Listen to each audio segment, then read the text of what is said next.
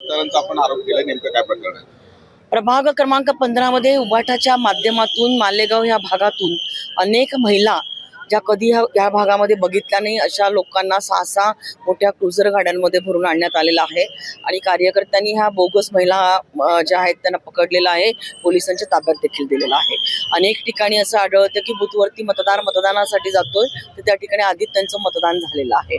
त्यामुळे खूप बोगस प्रक्रिया जे उबाठाच्या लक्षात आलेलं आहे की त्यांच्या पायाखालची वाळू सरकत चाललेली आहे आणि म्हणून त्यांनी सगळं बोगस काम जे आहे या ठिकाणी सुरू केलेलं आहे. किती महिला होते मॅडम आणि मी 5 ते 6 क्रुझर गाड्या त्याच्यामध्ये होत्या, पण आम्ही 8 ते 10 महिलांना पकडून दिलेलं आहे कार्यकर्त्यांनी आणि त्यांना आता पोलीस स्टेशन मध्ये जमा करण्यात आलंय. आपण केलंय?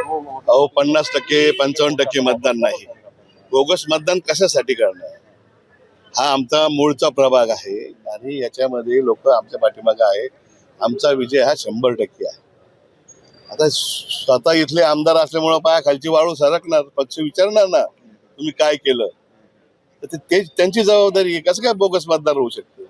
असेल तर त्याच्यावर कारवाई करा, आम्ही कुठं नाही म्हणतो. मालेगाव मधून क्रुझर मधून महिला आणलेत असा आरोप आहे त्यांचा. मालेगाव मधून महिला आणलेत अहो मग कारवाई करा ना, कायदेशीर कारवाई करावी. मालेगाव कशाला जाऊ आम्ही? इथं एवढे मतदार आहे, बाहेर मतदान पडत नाहीये. पहिले त्यांना आव्हान करा, त्यांना सांगा आपलं काम आहे लोकप्रतिनिधी म्हणून की बा जास्तीत जास्त मतदान करावं. आम्ही कुठलं तिथे बाहेरून तिथं मतदान आणणार? इथंच आमचे मतदार एवढी आहे, कशासाठी करणार आहे? खोटा आरोप करणं हे चुकीचं आहे आणि नेहमीच आहे त्यांचं.